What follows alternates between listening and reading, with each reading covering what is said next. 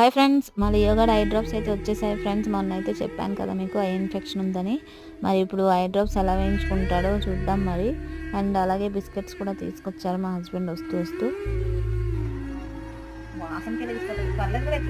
4 drops.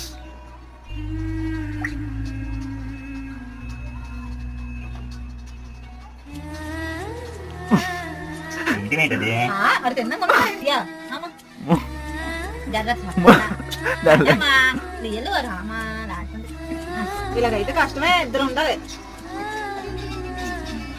అంతే. ఈ కంట్లో కూడా అలాగే అంతే.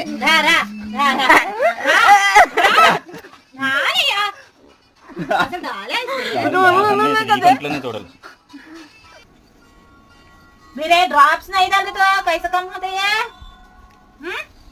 ये कैसे कम होते? ये कैसे